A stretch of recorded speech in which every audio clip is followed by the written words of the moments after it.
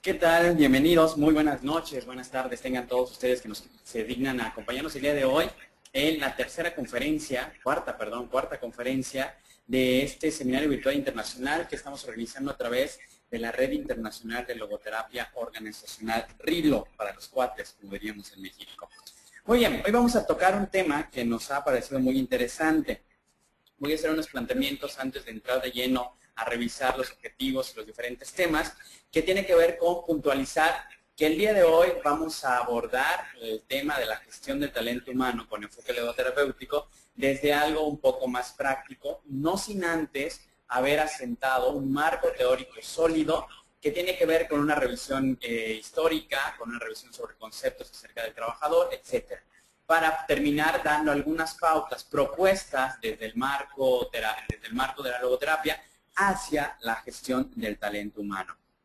Como bien les decía Juan Carlos, les pido que por favor durante la conferencia vayan anotando en alguna libretita alguna duda, algún cuestionamiento que tengan, para que al finalizar abrimos un espacio bastante amplio para poder satisfacer cualquier duda que puedan surgir. Pues muy bien, les dejo aquí en esta primera presentación, pueden ustedes ver el lema que tenemos en la Red Internacional de Logoterapia, que es ayudar a cambiar el mundo una empresa a la vez. Nosotros en la RILO queremos justamente este cambio en las organizaciones, volverlas más humanas a través de este trabajo que nos ha enseñado Víctor Frank, que es la logoterapia. Ya anteriormente, lo que ha sido nuestro amigo Juan Carlos, Úrsula y Nancy han asentado a profundidad lo que tiene que ver con la teoría que nos ha legado el grandioso y maravilloso Víctor Frank. Vamos a empezar a abordar, no sin antes tener muy presente cuáles van a ser los objetivos el día de hoy en la conferencia. Como primer punto es conocer la evolución histórica sobre la percepción del trabajo. Es muy relevante tener muy presente cómo estamos teniendo la concepción referente a lo que estamos llevando a cabo en el trabajo, cómo concebimos al trabajo desde nuestro propio marco. Haremos una revisión histórica muy rápida, tocando puntos importantes a lo largo de nuestra historia como humanidad que han dado un legado interesante a cómo percibimos la cuestión laboral. Segundo punto, conocer las diferentes perspectivas que se presentan respecto al colaborador. También es muy relevante. Dentro de la teoría del enfoque narrativo, se afirma que es justamente el lenguaje lo que crea la realidad. Por lo tanto, tomando en cuenta esta postura psicológica, sociológica, podemos decir que esto también le pega a la parte de las organizaciones. ¿Por qué? Porque también es muy interesante analizar cómo estoy llamándole a la persona que colabora conmigo, que pertenece a mi empresa, que forma parte de mi organización, qué nombre le he dado, porque también está reflejando la percepción que estoy teniendo de esa persona que es parte de mi organismo, es parte de mi empresa. También haremos una revisión muy rápida, no tan profunda en este punto, pero sí muy rápida, sobre cómo se está concibiendo a la persona dentro de las organizaciones. Siguiente, reflexionar sobre la importancia de la alineación entre la filosofía de la empresa y la del colaborador. Un aspecto muy relevante que empezamos a abordar desde el punto de vista logoterapéutico es tomar en cuenta nosotros como gestores del talento humano, como directores de empresa, que es sumamente relevante que la filosofía que yo tengo, la filosofía con la cual nació mi empresa, esté perfectamente alineada, si no al 100%, en un amplio porcentaje, con la filosofía que también traen los propios trabajadores. Es algo que de repente he notado en diferentes empresas que no se les da la debida atención y que justamente eso en el día de mañana trae dividendos cada vez en cuanto a mayores gastos, en cuanto a mayor rotación de personal, entre otras cuestiones. Y por último, vamos a debatir la propuesta de funciones del Departamento de Recursos Humanos desde la logoterapia. En este espacio final,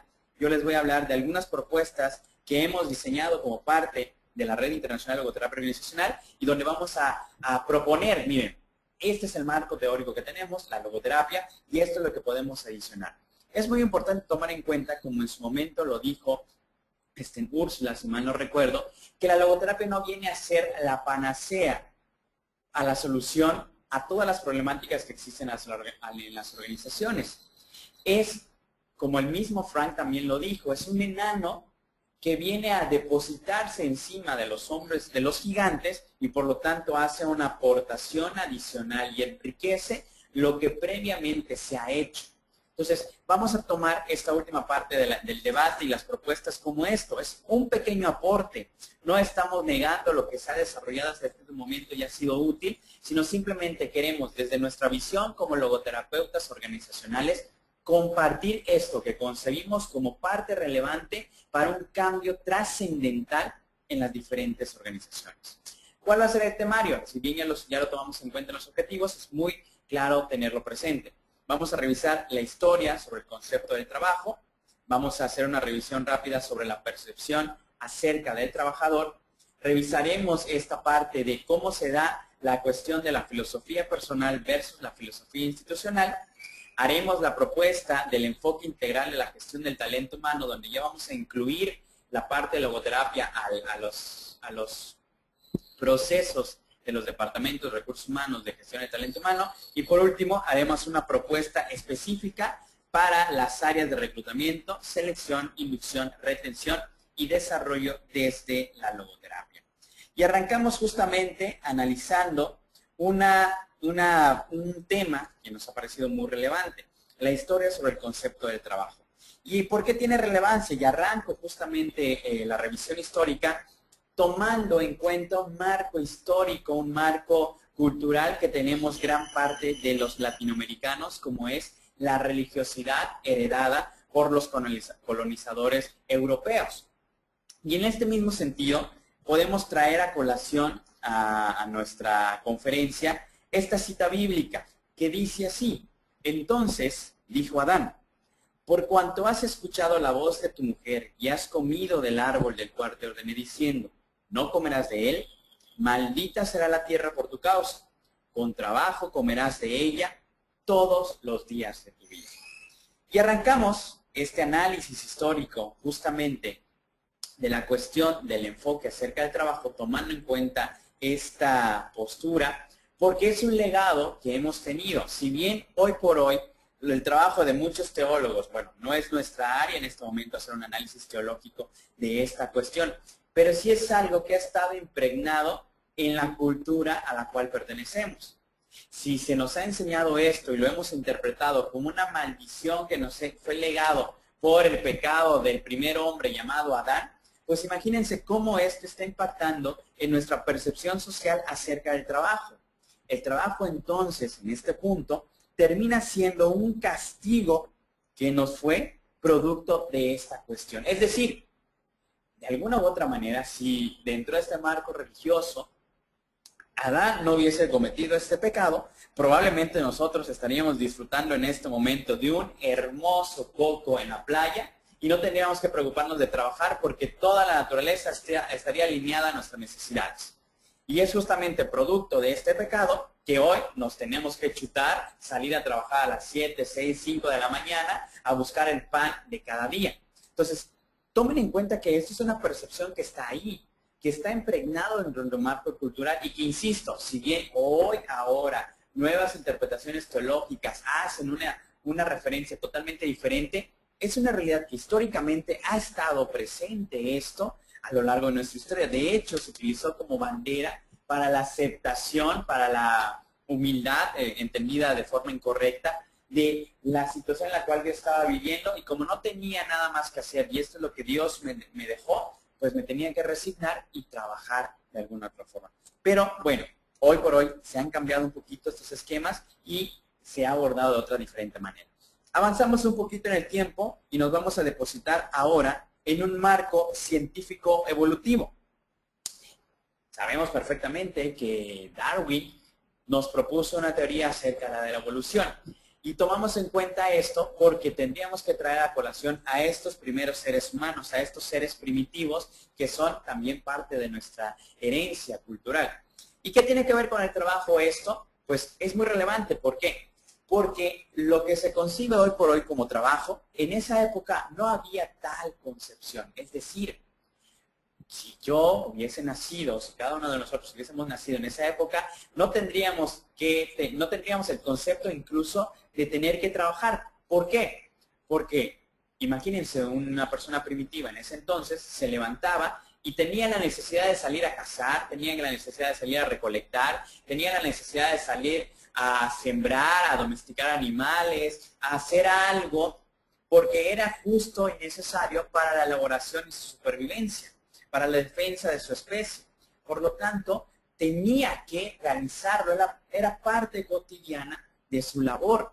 No había una división entre, bueno, ahorita a las 7 de la mañana voy y es hora de trabajo, pero a las 4 voy a dejar de cazar porque ya terminó mi hora laboral. No, era parte de la cotidianidad y por lo tanto, si se salía a cazar hasta que se conseguía el alimento, se regresaba para formar parte de esta comunidad, para que todos hicieran cada uno sus roles y de alguna manera congeniáramos y hagamos echar a andar esta comunidad de seres humanos. Por lo tanto, no había tal división y era parte cotidiana, lo que hoy conocemos como labores del trabajo, era algo que justamente sucedía una y otra vez.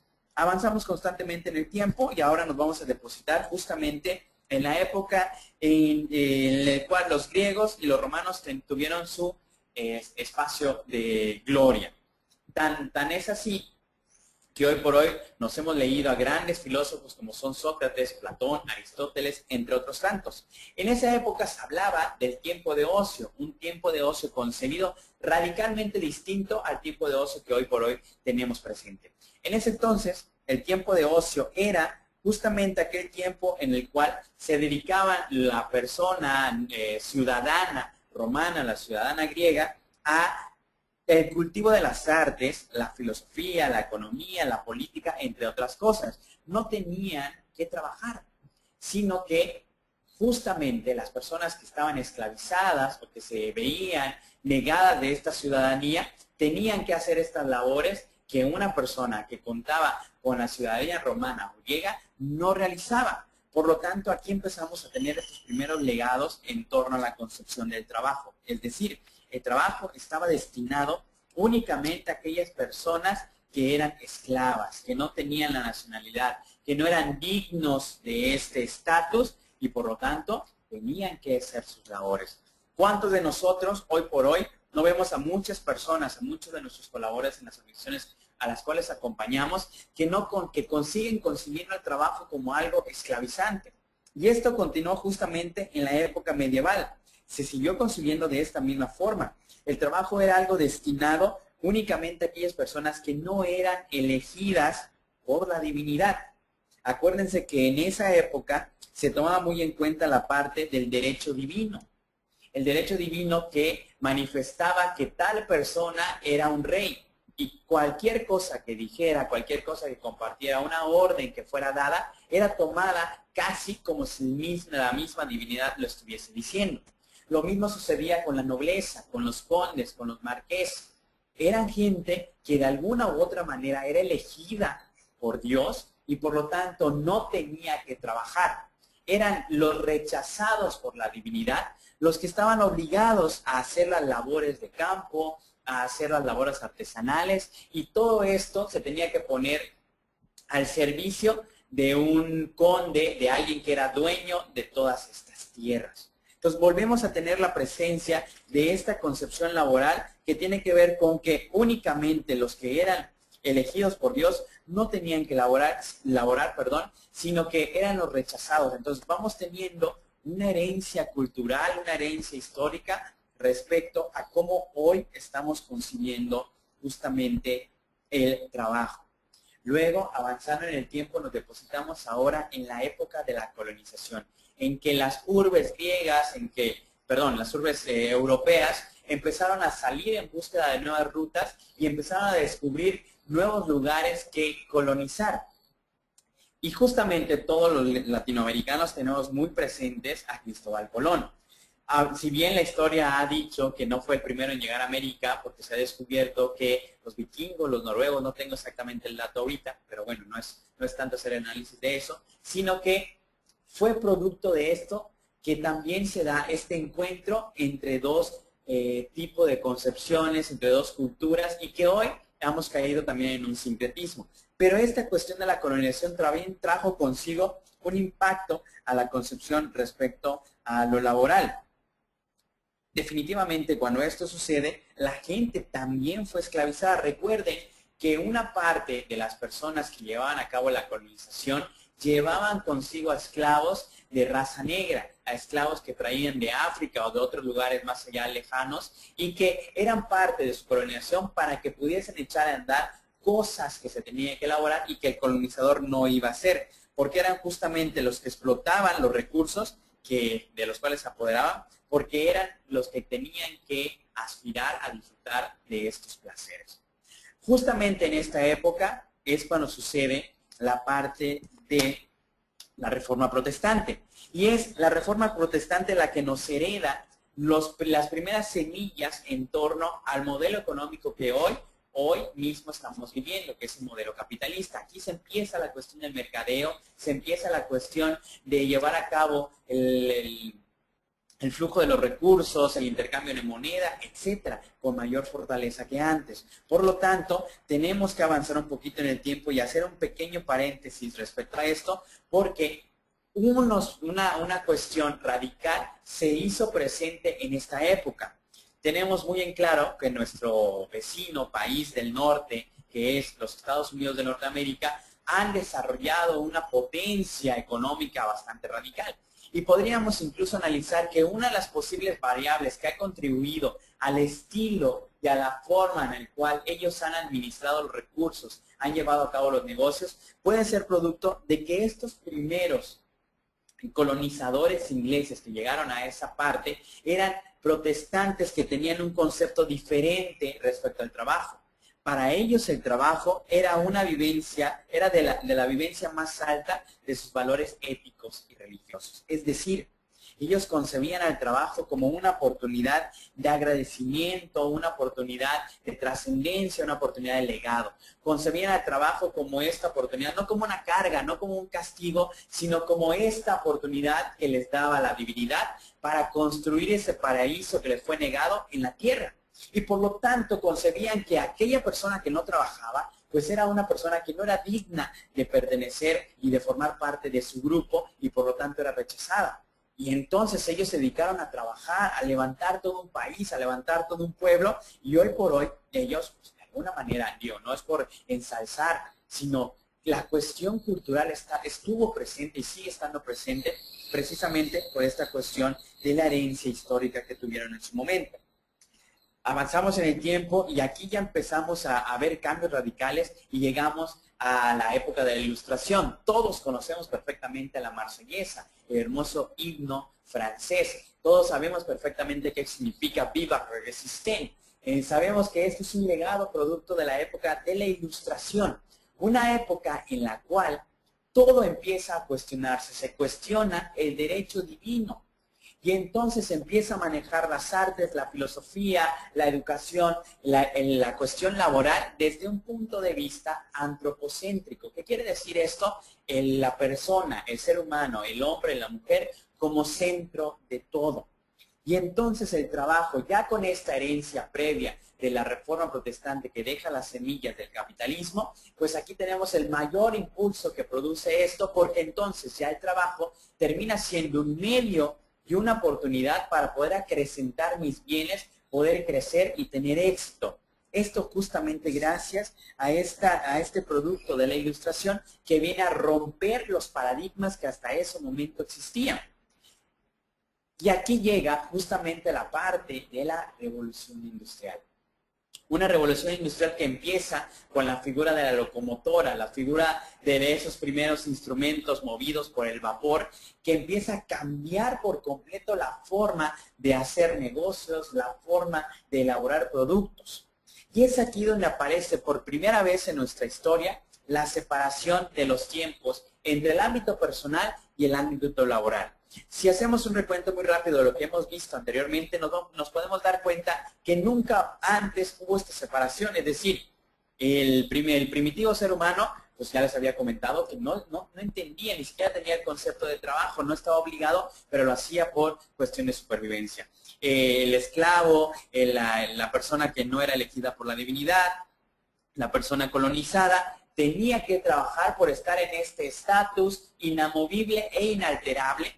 y por lo tanto no había una división entre un tiempo de trabajo y un tiempo de descanso o un tiempo de la familia, sino que estaba obligada por su esclavitud a llevar a cabo su labor de sol a sol. Y no había tal división, pero con la llegada de la Ilustración en la cual se empodera al ser humano y llega la Revolución Industrial y se hace una separación, ahora sí, empezamos a construir, y aún hoy lo seguimos viviendo, la separación entre mi tiempo laboral, es decir, yo entro a trabajar a las 9 de la mañana y salgo a las 7 de la noche. Y de 9 a 7 soy un empresario, soy un colaborador, soy una persona dedicada a la oficina, al trabajo, etc. Fuera de ese horario, estoy dedicado a otras actividades. Aquí es cuando empieza justamente esta primera división de los tiempos que todos y cada uno de nosotros tenemos. Luego hace la llegada, la aparición de las grandes guerras, la Primera y la Segunda Guerra Mundial. Y con esto nos lleva un legado y nos aparece una generación a la cual se les llamó los Baby Boomers. Estos Baby Boomers buscaban de alguna manera una estabilidad que era producto justamente de estos cambios radicales y estos sacudones que produjeron las grandes guerras. Y encontró o buscó esta estabilidad justamente en el ámbito laboral. En esa época, quien aspiraba al éxito tenía la intención plena de pertenecer a una organización, de entrar ahí en el puesto más bajo que podía existir, el que abre las puertas, el que hacía la limpieza, etcétera, el repartidor, y quería ir creciendo poco a poco hasta llegar 30, 40, 50 años después a la mesa directiva como un director de área. Y esa era la aspiración que tenía los baby boomers, porque producto de esa inestabilidad que nos legó las grandes guerras, pues concebían al trabajo como esta oportunidad para conseguir todo aquello a lo que soñaban. La casa, acuérdense que empiezan a aparecer ya con más fortaleza los automóviles, los productos electrodomésticos. Entonces, el trabajo termina siendo un medio para conseguir aquello que empieza a surgir y darme la mayor estabilidad posible. Y hoy por hoy, de alguna u otra manera, esto sigue presente aún hoy en muchos de los departamentos de gestión de talento humano, de recursos humanos, porque terminamos teniendo de alguna u otra forma una concepción muy similar a cómo partió de esta generación de los baby boomers. Luego, los cambios radicales aparecen otras guerras como la Guerra Fría, la Guerra de Vietnam, y hay todos unos nuevos movimientos sociales que traen justamente la aspiración más pronto.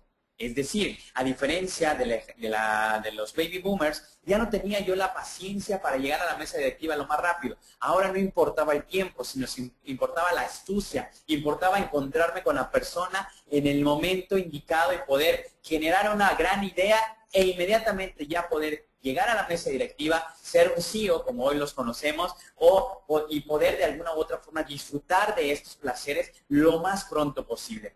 En esta época empiezan a aparecer la figura de las personas que son workaholic. Es más, se valoraba y se admiraba a aquella persona que destinaba gran parte de sus recursos físicos, intelectuales, entre otros, a la cuestión de la generación de la economía. Y eran justamente los más valorados y se empoderó la figura del workaholic. Esta imagen que hoy por hoy podemos ver en diversas películas de un corte de esa época, porque justamente era aquello que se quería. Y hoy por hoy nos damos cuenta, producto ya de muchos años de investigación, que esta figura del workaholic hoy tiene repercusiones muy impactantes a los diferentes niveles sociales, familiares, etc. Sin embargo, producto de esa época, hoy por hoy seguimos valorando en diferentes organizaciones a esta persona que sacrifica todo con el afán de llevar a cabo esta organización. Sin embargo, los tiempos también cambian. El mismo Frank lo dijo. Frank afirmó en su momento que cada época tiene su propia neurosis y obviamente cada neurosis necesita una respuesta diferente dentro del ámbito clínico. Él lo planteó de esta manera. Hoy tendríamos también que ampliar este panorama y afirmar que ya estamos en un diferente modelo histórico radicalmente distinto a cómo nació el Departamento de Recursos Humanos y tendríamos que adaptarnos a las nuevas tendencias. ¿Cuáles son estas nuevas tendencias? Hoy tenemos a una generación que se le ha llamado los millennials. Los millennials terminan siendo estas personas nativas de la tecnología que empiezan a buscar un trabajo en el cual empiezan a vivir su pasión, en los cuales quieren sentir libertad, en los cuales quieren desarrollar y crear y compartir y dejar un legado. Ya no aspiran a tener un lugar en la empresa y permanecer ahí 30, 40 años. Ya no aspiran a llegar a una mesa directiva y a partir de ahí decir que son exitosos. Ellos aspiran a vivir con pasión su momento, su trabajo, su legado. Y esto lo podemos ver, si tú eres director o eres gerente de recursos humanos, lo vas a poder ver perfectamente en un currículum. Hoy revisamos currículos y nos vamos a percatar perfectamente que ya no existen tantas personas que perduren más de 5 años en una sola organización. Duran únicamente 1, 2, 3 años y cuando tú realizas la pregunta de cuál es el motivo del cambio, ellos te van a contestar que es porque buscaban algo más, porque aspiraban a crecer como personas, porque buscaban a desarrollarse mejor de forma profesional. Y esos son, los actuales profesionistas que estamos teniendo y que estamos reclutando en nuestras organizaciones. Y que si como directores de empresas y como gestores del recurso humano, del talento humano, no estamos tomando en cuenta este momento histórico y este cambio cultural que estamos viviendo, pues podríamos estar cayendo en este grave error. La gente millennial busca vivir su pasión a través de un legado que se produce en un trabajo. Ya no es únicamente la aspiración monetaria, eso quedó atrás. Hoy buscan vivir justamente esta cuestión de la pasión, del legado, de la trascendencia, de la libertad en amplio sentido. Entonces, es muy importante cómo nos damos cuenta que en una revisión histórica tan sencilla podemos percatarnos de que hay varias herencias históricas que hoy tenemos y que incluso podríamos aún seguir aplicando en las diferentes organizaciones a las cuales pertenecemos. Ya hicimos esta revisión histórica rápida. No podemos tampoco dejar de lado la cuestión de analizar muy rápidamente acerca de la percepción que estamos teniendo en el trabajador.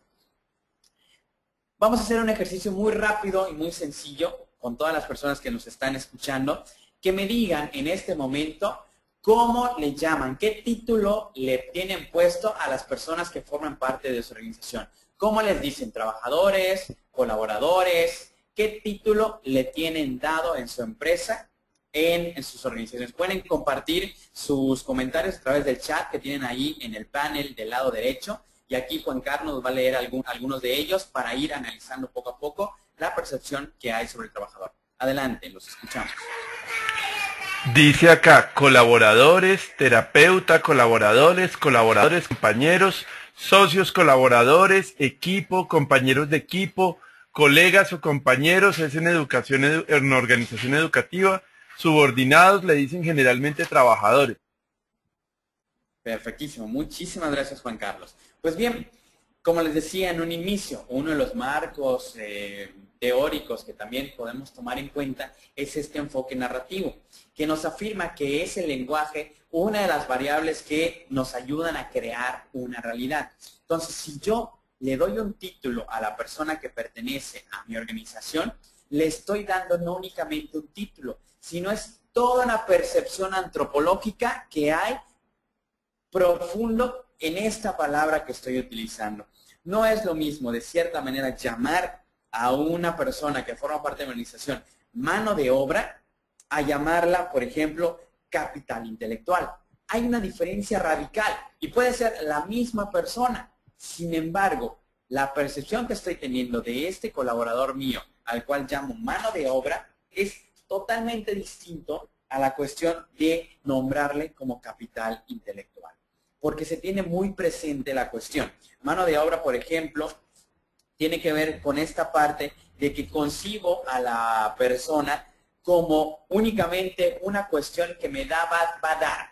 Me va a obrar, me va a construir y yo no me voy a interesar por otros aspectos que voy a estar tomando en cuenta. Por aquí podemos ver una frase que me gusta muchísimo, que es: el pueblo que olvida su historia está condenado a repetirla. Y por eso hemos hecho justamente este análisis histórico y estamos haciendo este análisis en torno a la cuestión sobre el concepto laboral. Entonces les decía, Llamarlo mano de obra justamente tiene que ver con esta parte de únicamente concebirlo como algo adicional a lo mío. Obrero, que es herencia justamente del mismo concepto. Trabajador, es una persona que trabaja, es una persona que lleva a cabo la labor y fuera de esto ya no es un trabajador. Recordemos que en anteriores conferencias una compañera nuestra nos compartió justamente la diferencia que existe entre trabajador y empleado. Y ella manifestaba que el trabajador es aquel que va a hacer su trabajo nada más porque sí, aspirando a algo muy superficial y sencillo. Y el empleado es aquel que desarrolla la pasión. Yo les traigo una adición que es justamente esta forma de concebir a los trabajadores desde un marco diferente de la gestión del talento humano, pero también contribuye justamente a esta parte. Entonces le decía, empleado, oficinista, estoy consumiendo a una persona que se dedica únicamente a la parte de la oficina. El recurso humano, que esta es herencia justamente de concebir a las personas como un recurso más. Así como existe mi recurso material, así como existe mi recurso económico, mi capital, pues también tengo la necesidad de un recurso humano. Es un recurso más dentro de una organización. Curiosamente, aún hoy tenemos la herencia de llamar Departamento de Recursos Humanos a este departamento encargado de la gestión de las personas. Pero es producto de nuestra herencia.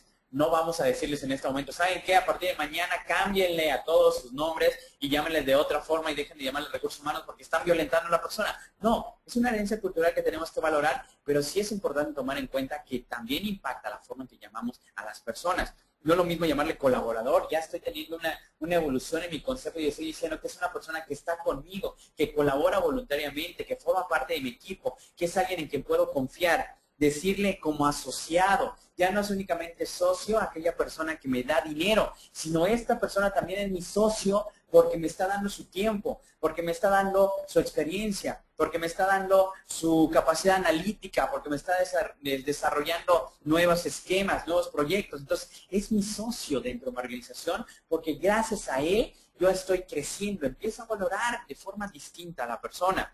Es un talento humano, es un talento que yo tengo que cuidar, es un talento que yo tengo que apreciar, es un talento que está ahí y que no está siendo obligado, que a lo mejor sus circunstancias lo han llevado a elegir ese trabajo y no lo hace con la misma pasión que pudiese estar haciendo algo que verdaderamente le encanta, pero que ha elegido estar ahí. Y es mi deber, de alguna u otra manera, cuidar a este talento que tengo, porque es lo que me va a marcar la diferencia significativa, me va a dar un valor agregado a mi organización. Un capital humano, un capital intelectual que justamente se está invirtiendo y en el cual yo, empresa, tengo también que invertir en ellos porque es lo que me marca la diferencia radical de organización a organización. En algún momento se me invitó a darle una conferencia a una empresa que me pedía que yo hablara con los colaboradores para hacerles saber qué era lo más importante de esa organización. Y a mí se me ocurrió decirles que se imaginaran por un instante que esa empresa donde trabajaban tenía una hermana gemela, en donde tenían la misma infraestructura, donde tenían el mismo capital económico, que tenían la misma, el mismo enfoque, la misma misión. Eran hermanas gemelas, pero que obviamente no podían contratar a las mismas personas. Yo les pregunté a estos amigos que me estaban escuchando en esta conferencia, ¿qué hace la diferencia entre estas dos empresas? Y uno de ellos obviamente me dijo, los trabajadores, los empleados, los colaboradores, el talento humano que pertenece a cada uno de ellos. Y efectivamente esa es la respuesta. Hoy, la nueva forma de organización, la nueva forma de concebir a la administración del talento humano, tiene que tomar en cuenta que lo que me va a dar un valor agregado radicalmente distinto a mi organización, terminan siendo las empresas y no mi infraestructura ni mi economía, sino es esta persona que producto de su experiencia me vuelve más eficiente mi proceso y que tengo que valorar y que tengo que cuidar, porque si esta persona se va, ¡boom!, definitivamente va a haber un impacto en la cuestión de productividad, en la cuestión de las metas que queremos como organización.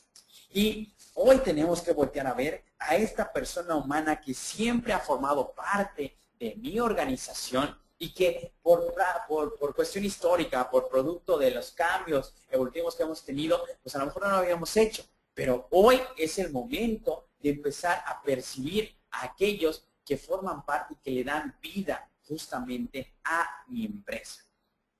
Tenemos que tocar ahora el tema de la cuestión de la filosofía personal versus la filosofía institucional. ¿Y a qué me refiero con esto? Hay que tomar muy en cuenta que cada uno de nosotros traemos diferentes cuestiones.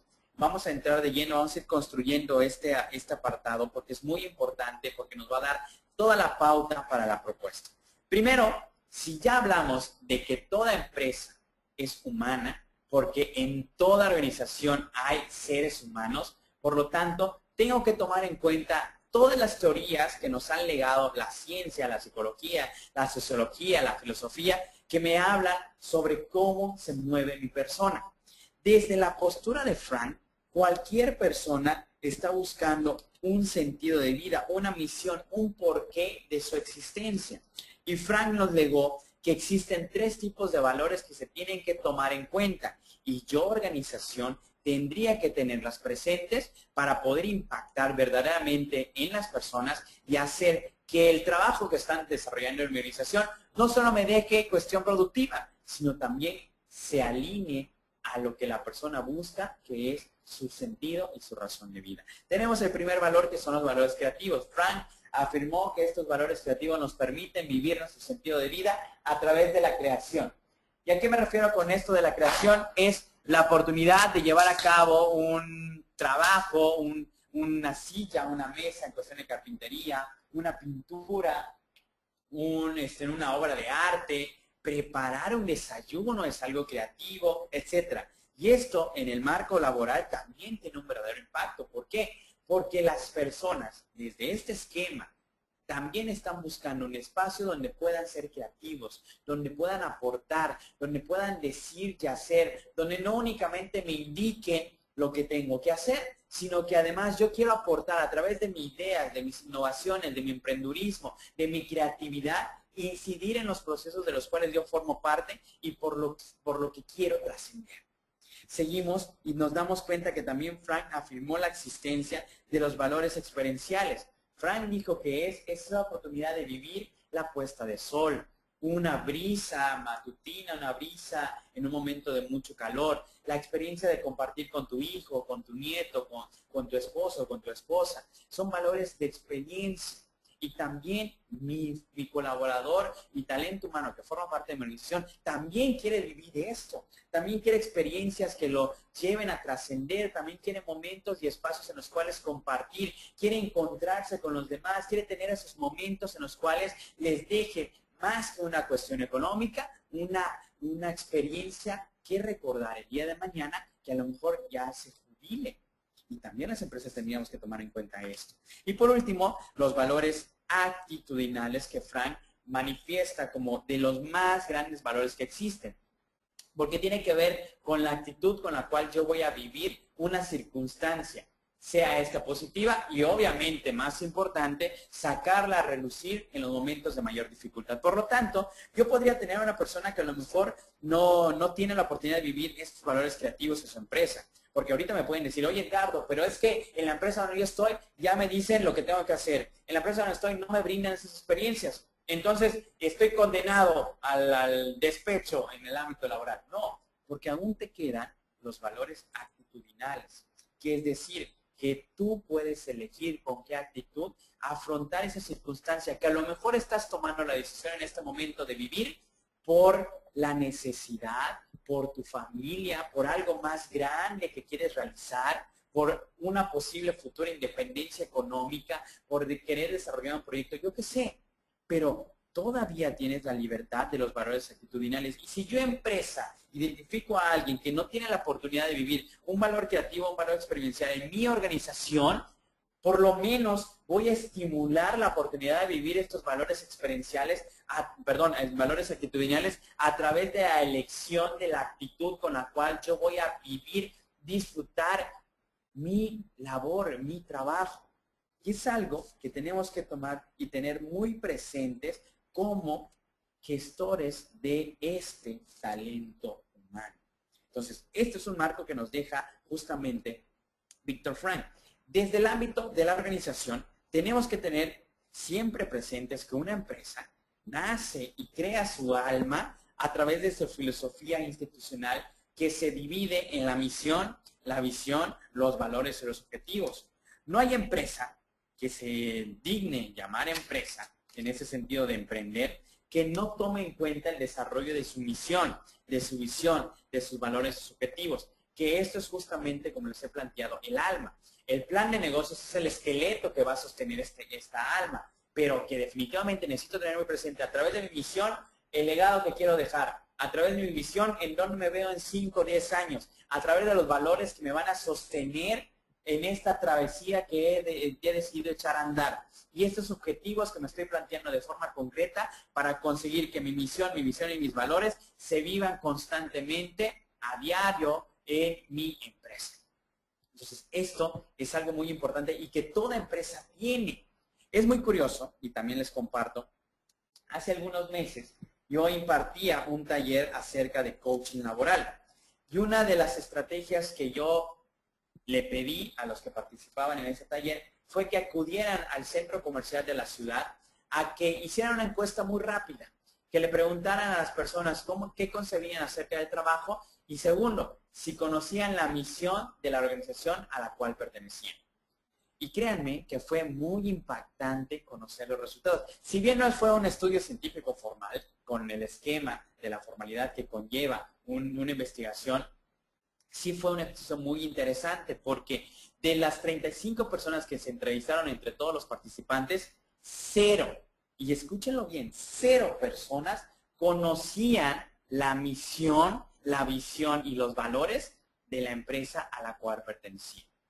Y esto es verdaderamente triste porque estamos hablando de les estoy compartiendo una visión muy regional. Probablemente en empresas más grandes pues esto no aparezca un 0, o eso esperaríamos, por favor. Pero que sí está presente esto de que la gente no conoce cuál es el alma de mi institución, no ubica hacia dónde está caminando mi empresa, no sabe cuáles son estos valores y si no conoce los valores, ¿cómo quieren que los viva? Si no hay alguien que me indique justamente cuáles son estos valores más relevantes de mi organización. Y peor aún, no hay alguien que los viva. Pero bueno, eso lo podemos iniciar poco a poco. Y entonces, esto es algo que tenemos que tomar muy en cuenta. ¿Qué pasa? Cuando entramos ahora sí, tenemos a la persona, tenemos a la empresa, que puede encontrarse un conflicto entre la empresa y la persona. ¿Por qué? Porque podría ser confrontativa los objetivos que yo percibo como organización, que son supervivencia, crecimiento sostenido, rentabilidad, productividad, entre otros, a los objetivos que persiguen mis personas, mis individuos. Y aquí es donde hace presencia la figura del sindicato, que al menos en México se concibe como esta contraparte de la empresa abusadora que quiere arrebatar la libertad de alinear a los trabajadores y sale la defensora sindical. Cuando tú le preguntas a los empresarios cómo conciben a los sindicatos, los conciben como los cretinos que quieren abusar de la empresa, que quieren hacerse sus recursos.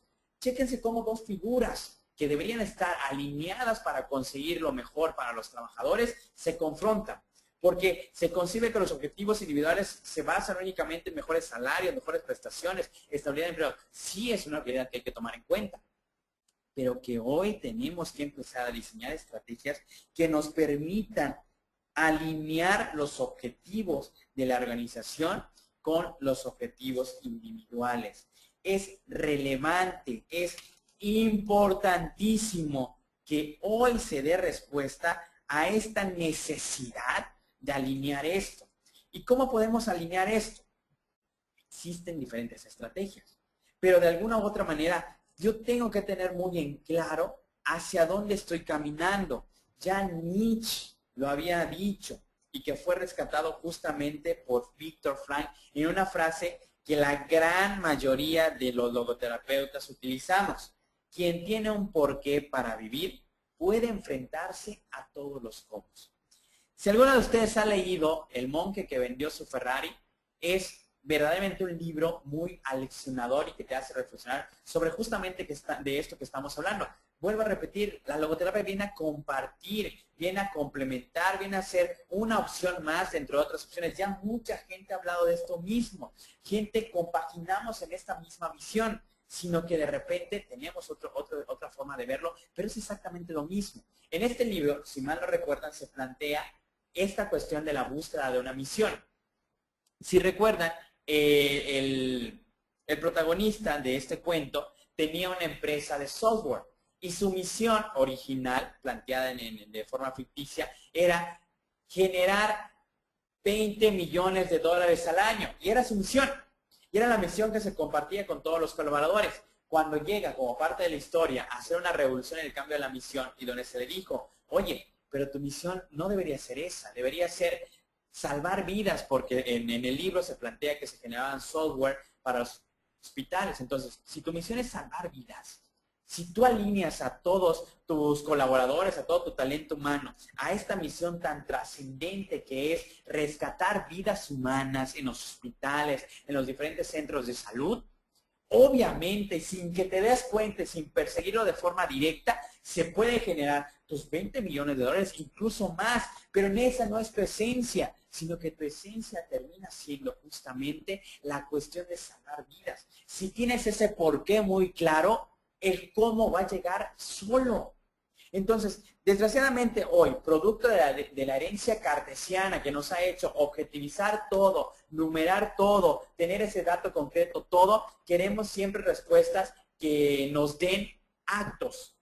Y no nos damos cuenta que justamente es esta concepción de mi misión, del alma de mi empresa, lo que me va a dar la pauta trascendental respecto a lo que yo quiero lograr y al legado que quiero hacer como organización. Las empresas hoy ya no están aspirando únicamente a generar recursos, ya están aspirando a cambiar, a dejar una trascendencia. Hoy tú revisas grandes historias de personajes justamente trascendentales y escuchamos discursos casi filosóficos. Tenemos como por ejemplo a Steve Jobs, que fue el gran CEO de la tecnología a nivel mundial, y tú escuchas un discurso como el famoso discurso de Stanford y nos habla de otras cosas y no únicamente la cuestión productiva. Entonces, él tenía un porqué, tenía una misión, y que lo pueden encontrar en ese video que les recomiendo muchísimo si no lo han visto, y a través de esta misión generó lo que generó. Obviamente, yo soy muy realista y trabajo con organizaciones que también tienen que hacer su planteamiento en su plan de negocios, que como les dije, es el esqueleto, pero no podemos dejar de lado esta parte. Y les traigo una alegoría. La misión termina siendo justamente como este faro que me va a iluminar, que voy a construir sobre roca, que si yo la construyo justamente sobre esta solidez relevante, me va a permitir a mí no perder nunca el rumbo que yo quiero trazar. Le planteaba hace unos días a Juan Carlos, no, pues Rilo quiere crecer, Rilo tiene la aspiración, como nuestro lema lo dice, de cambiar el mundo a través del cambio de una empresa a la vez. Pero imagínense que el día de mañana dice, no, ¿saben qué? Hemos escuchado estos de Rilo y son buenísimos convenciendo a la gente. Vamos a ofrecerle 10 millones de dólares para que convenzan a las personas de que acepten que no tengan aumentos salariales por espacio de 5 años porque queremos generar más recursos en nuestra empresa. Y llegan con Juan Carlos o llegan con Gabriel y les dicen, ¿saben qué? Aquí está la plata. ¿Aceptas? Pues definitivamente, si esto tiene que ver con nuestra misión, pues tendríamos que empezar a analizar esta posibilidad. Y es donde entra también la visión. La visión se hace presente en el sentido de dónde me quiero ver y tiene que ver con esta parte de cómo, hacia dónde me voy a atrever a navegar aguas cada vez más profundas. Entonces, Rilo quiere crecer, quiere impactar, quiere tener presencia a nivel multinacional y por lo tanto 10 millones de dólares no nos caería nada mal. Pero entonces hace presencia algo muy relevante que son los valores. Y los valores terminan siendo la forma de concebir los actos que se van a alinear en mi organización. Es lo que me va a permitir mantenerme a flote el día de mañana que caigan mi misión y mi visión, porque también pueden caer. Y entonces los valores me permiten llevar a flote y volver a reestructurar y volver a seguir adelante y replantearme nuevas cosas y avanzar como empresa y como organización. Y entonces, cuando llegue esta propuesta económica de 10 millones de dólares, que no nos caería absolutamente nada mal, si nuestros valores toman en cuenta la dignidad y la trascendencia de la persona, en ese momento, con todo el dolor de nuestro corazón, porque somos seres humanos y también la trascendencia come, pues tenemos que negarnos a eso, porque nuestros valores están perfectamente claros y nos van a permitir llevar a cabo acciones que estén alineadas a lo que yo quiero lograr.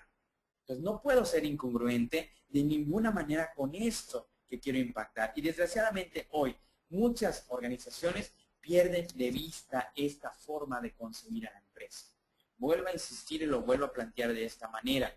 Si toda empresa, se los planteo de otra forma, un hospital es hospital gracias a qué, una empresa es una empresa gracias a qué, un gobierno es gracias a qué, una escuela es gracias a qué, a las escuelas que forman parte de esto. Yo puedo tener el hospital levantado, el palacio gubernamental levantado, mi escuela levantada, pero si no tengo personas que estén allí dentro, no se le puede llamar a eso hospital, no se le puede llamar a eso escuela, no se le puede llamar a eso gobierno. Entonces, yo empresa también tengo que decir, pues yo no me puedo llamar empresa sin mis personas.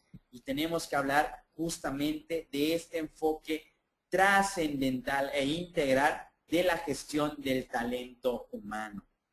Y vamos a irnos más rápido porque hoy sí el tiempo nos está comiendo. La logoterapia entra también como han entrado otras teorías humanistas, es decir, no estamos haciendo nada nuevo. Ya, por ejemplo, recuerden a la presencia de Abraham Maslow. Maslow ya estuvo presente ahí, ya ha entrado y toda persona y todo gerente de talento humano que se conciba humanista conoce la pirámide de necesidades de Maslow. Por lo tanto, la logoterapia viene a ser una propuesta adicional a esto, una visión existencial, una visión humana que también quiere entrar en las organizaciones porque son organizaciones humanas, son organizaciones que se hacen presentes dentro de esta humanidad y que quieren ver de forma diferente a la persona, que quieren ver de forma diferente los procesos. Luego tenemos la presencia de Hidalberto Chavenato, que gran parte de los que somos latinoamericanos, incluso más allá de estas fronteras, conocemos quién es este hombre. Este ha cambiado nuestra percepción y nos ha dejado el legado respecto a la gestión de talento humano. Y Chavenato afirma que la cuestión de los procesos de los departamentos de recursos humanos se alinean en estas áreas: integrar, organizar, desarrollar, retener y auditar. Y esto es algo que tenemos que tener muy presente. Por lo tanto, la propuesta que nosotros hacemos es entrar a estos procesos. No estamos únicamente hablando de una filosofía aislada, no estamos hablando de utopías, estamos hablando de una filosofía que quiere atreverse a meter, a formar parte de estos procesos de integrar, organizar, desarrollar, retener y auditar, porque sabemos que lo podemos hacer, porque sabemos que esta visión puede contribuir justamente a cambiar radicalmente la forma de llevar a cabo estos procesos. Y algo que tampoco podemos dejarle dar y de no tener en cuenta, que es que una persona, un modelo integral sobre el trabajo, tendría que tomar en cuenta esto que aspira también el trabajador. Es decir, yo quiero hacer algo que amo. Quiero trabajar en algo que amo. Quiero hacer algo que realice de forma adecuada, que realice de forma competente. Quiero hacer algo por lo que obviamente me paguen y me paguen bien. Pero además, hoy tenemos que adicionarle que la gente quiere hacer algo que el mundo realmente necesite. Y solo así se logra el propósito, la trascendencia, la misión, el sentido de vida. Porque de alguna u otra manera yo podría hacer, tener algo que amo. Podría hacer algo que necesite, pero a lo mejor no lo sé hacer bien. Y a lo mejor no considero que me van a pagar por ello. Por ejemplo, yo Edgardo Flores, aspiro el día de mañana a ayudar a estas zonas marginadas de mi región y mucho más allá. Pero es una realidad que es algo que no he logrado desarrollar de forma adecuada, no me he puesto a desarrollar estas competencias, pero es algo que amo y es algo que sé que el mundo necesita. Por lo tanto, el día de mañana puedo generar un equipo de trabajo, porque eso sí se me da. Puedo generar un perfecto equipo de trabajo que desarrolle esto, que considero que es algo que el mundo necesita. Entonces, pero las organizaciones tienen que tomar en cuenta también esto. Tengo que generar que mis colaboradores, que mis empleados, que mi talento humano esté viviendo esto. Lo que ama, lo que el mundo necesita, lo que hace bien, y que también les paguemos de forma justa esto que estamos realizando. Si únicamente alineamos lo que amo con lo que hago bien, hablamos de pasión, como por ejemplo, jugamos muy bien fútbol y lo hacemos muy bien, pero no nos pagan y no consideramos que esto el mundo lo necesite, pues es una pasión. Lo que amo con lo que el mundo necesita es mi misión. Lo que me van a pagar por lo que el mundo necesita es una vocación. Y si me pagan y lo hago bien, seguramente será tu profesión. Pues, de alguna manera tú puedes estar alineado a 2 o 3 de ellos, pero la forma de encontrar trascendencia es definitivamente que estos 4 estén conjuntados en uno solo. Un ejemplo tan sencillo, y no es porque yo esté levantándome el cuello o esté echándome porras yo solito. Bueno, a lo mejor y sí, pero bueno, de alguna manera yo estoy en este momento haciendo algo que amo, compartir algo que me apasiona, que considero como algo trascendente y necesario para el mundo que está en busca de respuestas. Lo hago porque considero que es algo que el mundo necesita, que las organizaciones están buscando una forma diferente de concebir sus procesos. Además, de alguna manera, salvo que uno de ustedes me diga lo contrario, considero que lo hago bien y que puedo compartir con ustedes esto. Y además, esperemos que el día de mañana alguno de ustedes nos tome en cuenta y nos pague por ello. Entonces, estoy haciendo un legado brutal.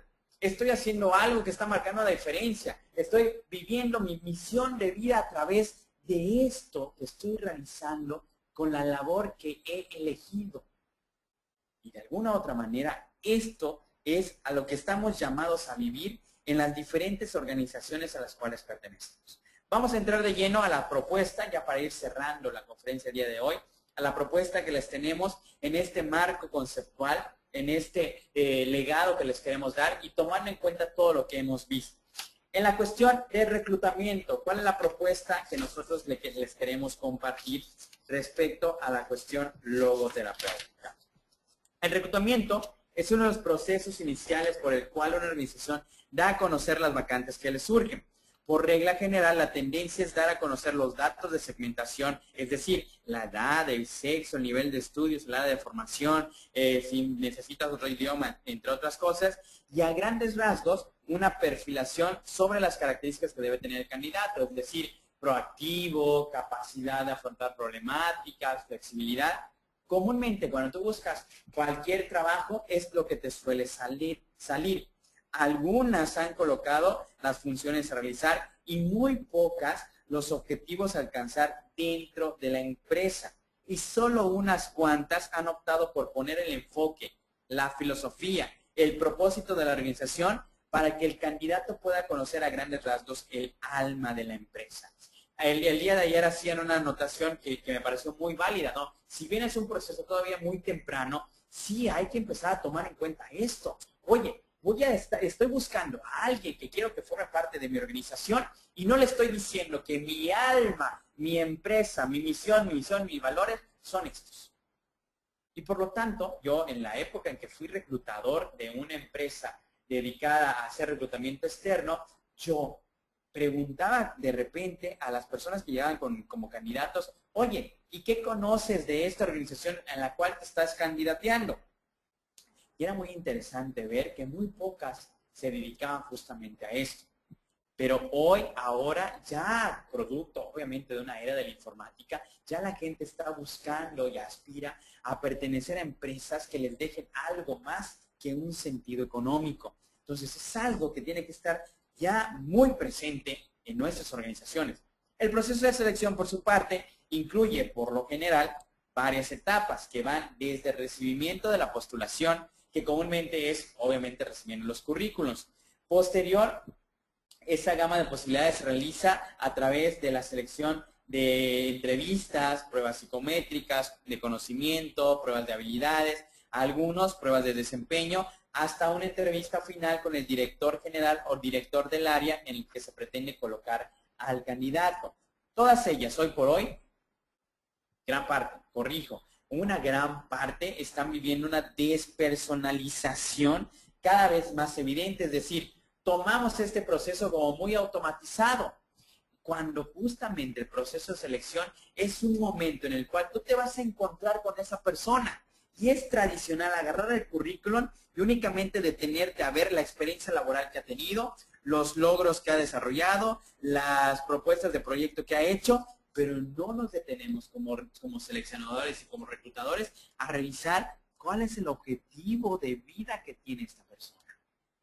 Por lo tanto, es muy importante que como reclutadores ya estemos tomando en cuenta. Es algo que tendríamos que estar adicionando a este rubro de la selección de personal para ver, como les planteaba hace rato, para no tener el día de mañana este conflicto de que no compagina la filosofía personal de mi empleado, de mi colaborador, con la filosofía de la empresa, porque no fui capaz de detectar esto tan relevante en mi proceso de selección en ese momento que lo tenía cara a cara.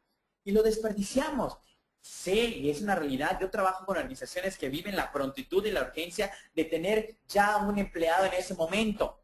Pero yo creo que justamente por esta necesidad de hacer todo rápido, pues están perdiendo más dinero de lo que realmente se pudiese hacer haciendo un proceso de selección integral. Entonces, definitivamente es algo que hay que tomar muy en cuenta, muy presente. Brincamos a otro proceso, que es un proceso que a mí me encanta. Es un proceso valiosísimo y que hoy por hoy está totalmente abandonado. Es un proceso en el cual se le da la inducción, la bienvenida, la inclusión, la introducción a nuestro colaborador, al que se va a incorporar a nuestra empresa. Y hoy termino viendo organizaciones que les ponen un videíto de 5 minutos, media hora, de la historia de la empresa, y esa fue su gran inducción, y termina lo más rápido que puedas porque quiero que en este momento te vayas al trabajo. Y perdemos la oportunidad trascendente de este encuentro, de este último enamoramiento, de esta alineación que se puede dar entre la filosofía personal y la filosofía de mi organización. Una inducción llena de sentido y de trascendencia. Una inducción permeada de plenitud. Llenar a la persona que se va a incorporar a la organización de los valores más importantes para esta. La inducción no solo debe ser informativa, tiene que ser formativa. Es la oportunidad que se está desaprovechando en los procesos de recursos humanos, de gestión de talento humano, de verdaderamente alinear a estos profesionistas millennials. Les estoy diciendo que tomemos en cuenta este contexto cultural e histórico que estamos viviendo, a estos millennials que están buscando pasión con mi empresa que también quiere pasión. Y lo desaprovechamos. Definitivamente lo desaprovechamos. Y por último, la propuesta de retención y desarrollo en nuestra organización. También es un proceso que ha sido desvalorizado bajo la concepción de que nadie es indispensable, por lo que se descuida el talento humano que pertenece a esta. Retener a una persona dentro de una organización no es buscar todos los medios para evitar que la empresa se quede en la organización. Perdón, que la persona se quede en la organización. Eso es un enfoque negativo y egoísta, sino que la retención y desarrollo es proveer de los medios para que dicha persona se desarrolle dentro de mi organización, se sienta estimulada y valorada, que logre presentar su valor agregado profesional y personal, que cuente con un ambiente adecuado en sí, que a través de pertenecer a la empresa logre alcanzar al menos en ese aspecto su sentido de vida y su misión personal y profesional. Comentaba una persona en algún momento que esto, la empresa no tendría por qué ser responsable de esta parte. Y desde el marco logoterapéutico tenemos que hablar de corresponsabilidad. Es decir, si bien es cierto que yo no le puedo enseñar a alguien cuál es su sentido de vida, yo como terapeuta no le puedo decir a una persona, este es tu sentido de vida, tampoco como organización lo vamos a hacer. Eso estoy perfectamente de acuerdo con todos ustedes. Pero sí, como empresa, tomar en cuenta que la persona es algo más que cuerpo, es algo más que mente, es algo más que economía, es algo más que cultura, es algo más que todas estas cuestiones. También es trascendencia.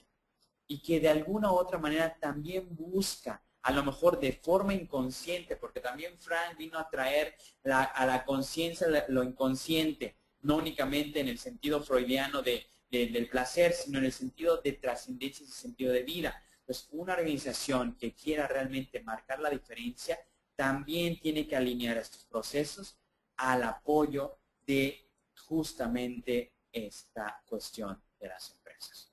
Queridos amigos, repito, son propuestas hechas desde este marco existencial, desde este marco terapéutico. Les agradezco infinitamente haber estado con nosotros. Espero que estas ideas las tomen, las hagan suyas y las adapten y las regionalicen, porque no existen respuestas mágicas para todos los problemas. Vamos a abrir ahorita un espacio de preguntas y respuestas para que ustedes puedan satisfacer cualquier duda, cualquier cuestionamiento que pueda surgir y que de alguna manera no quede nada al aire. Abrimos, querido Juan Carlos, la serie de preguntas y respuestas.